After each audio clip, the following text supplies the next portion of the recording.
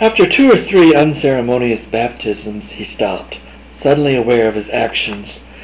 Jenny paused long enough to wipe her eyes and pull stringy hair out of her face. Looking up into his rugged, flushed face, she saw an unfamiliar gaze in those steel-blue eyes. Before she could speak, he pressed his face close to hers and grasped her wet lips with a furtive, pubescent clutch. Seconds later, he withdrew pensively. Jenny, although her anger was abating, needed a few breathless moments to realize that she had, in fact, been kissed, and for the first time. Total anarchy raged in her psyche. Stunned and in disarray, when Dewey pulled away to glance puzzlingly into her face after the event, she could only slap him fiercely with her free right hand. She didn't know what angered her more, being tripped into the mud, slugged, or kissed, but she immediately regretted her action. Before she could speak, however, Dewey, much like the thief of Baghdad, raised himself and disappeared into the woods. Jenny, lying there amidst the splashing gurgles, had not even the presence of mind to get up. Ratie and Liz were throwing stones into the creek from a lofty perch high on a huge boulder midstream. They had heeded Jenny's instruction and removed themselves well out of harm's way. They expressed concern when Dewey meandered across the shallow towards them. "Are you all right? Did you get away from the goat?" Ratie demanded.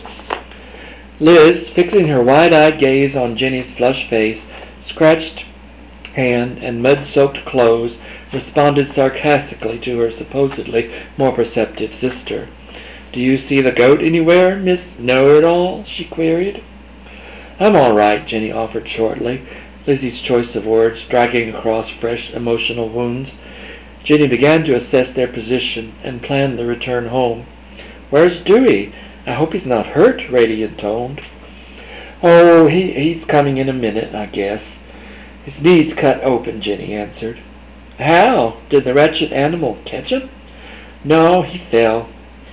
Jenny collapsed on the hot, stony surface of the boulder and began picking her scraped fingers. The pine needles had pricked her fingers as she hurled the cone at Dewey.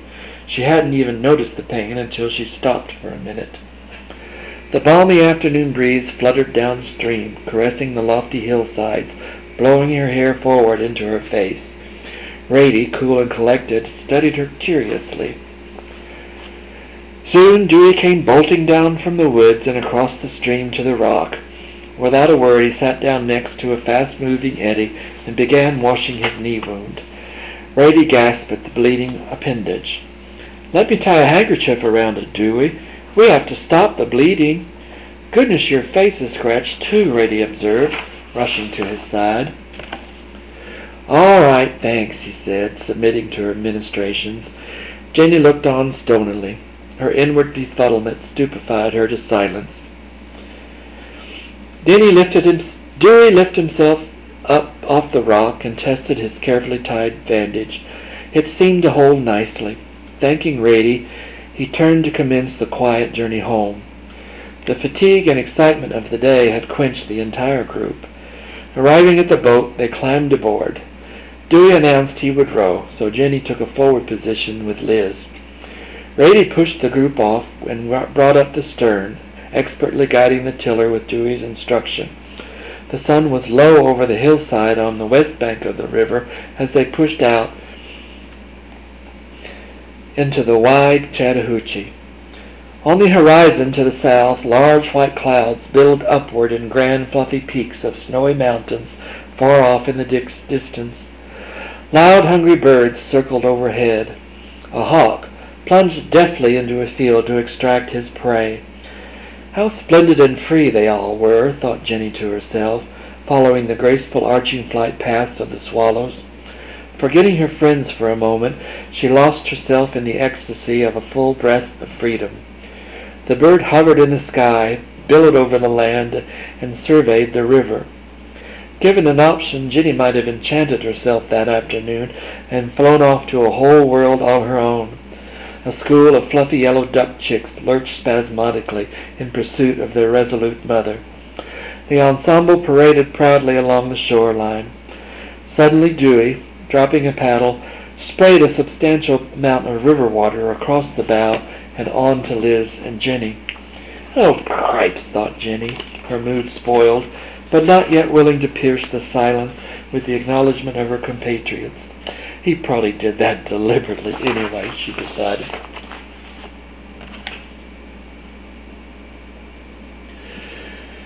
Her stout, thin body slumped with the oppression of reality.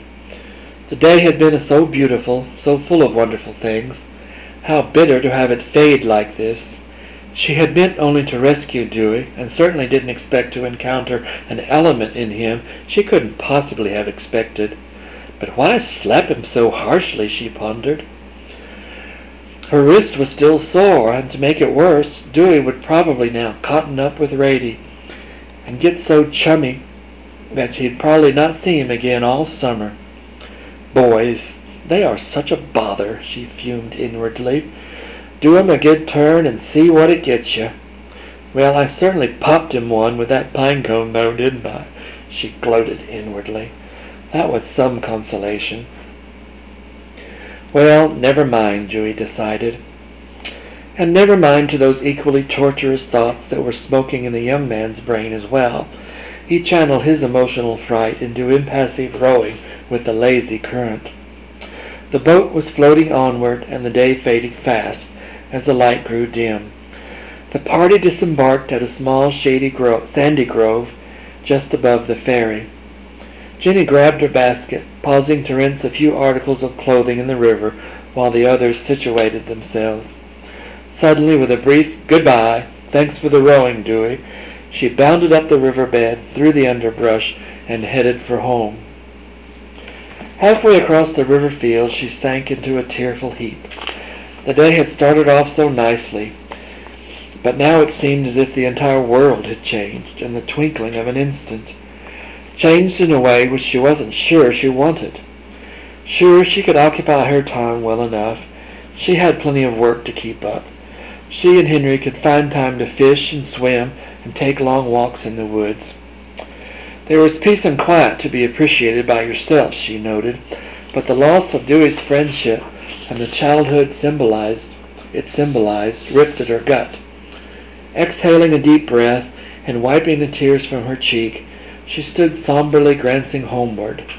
"Sweet Jesus," she announced to the audience of raging crickets, "here's where I cuss." And cuss she did.